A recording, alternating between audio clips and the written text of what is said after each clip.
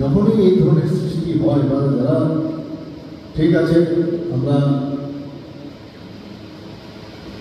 শচীন্দ্র বর্মনের গান আমরা শুনবো, আমরা নিজেদেরও যারা গানের সাথে যুক্ত তাদেরও কিছু কিছু সৃষ্টি করা উচিত। মানে আমার ইন্ডিভিজুয়াল আমি একজন আলাদা, আমারও একটা সৃষ্টি করার ক্ষমতা আছে।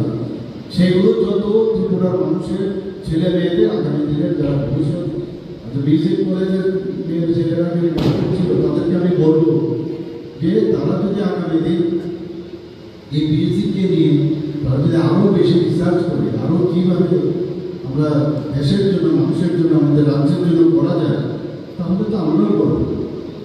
আমাদের সবাই জানে যে আজকে কুমিল্লাতে ওনার জন্য হয়েছে, তো যেটা ত্রিপুরার তো বাউন্ডারি অনেক অনেক জায়গায় ছিল। আজকে চাকলা রসুন বা এবং কুমিল্লা ডিস্ট্রিক্ট পুরোটাই রাজ্য উন্নয়ন আমলের হয়েছে।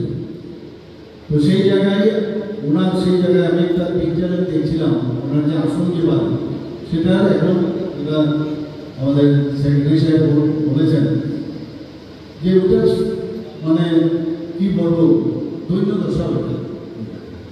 আমার কাছে যা খবর আছে এই যে জায়গাটা আমরা আজকে যেখানে আমরা কথা বলছি এটাও কিন্তু ওনার জায়গা, উনি ডোনেট করে গেছিলেন। রবীন্দ্র ভবন নাম হলেও এটা কিন্তু সচিন কর্তার নিজের জায়গায় সেটা গভর্নমেন্টকে নাম করে গেছে। সব কিছু ভুলে গিয়ে রাজকর্ম রাজার ছেলে তারপরেও মহারাজার ছেলে, কিন্তু মিউজিকের প্রতি এত আসক্তি এবং প্রকৃতপক্ষে আজকে আমরা অনেক সময় অনেক মধ্যে থাকি জাতি জনজাতির মেলবন্ধনের একটা প্রকৃত দৃষ্টান্ত হচ্ছে আমাদের সচিন কর্তা। আপনার যে মিসেস আছে আমরা সবাই জানি যে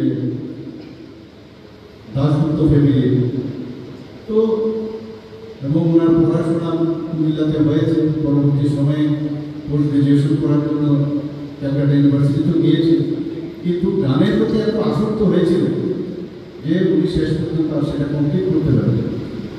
আজকে সেই জায়গায় দাঁড়িয়ে আজকে আমরা দেখলাম যে ওনার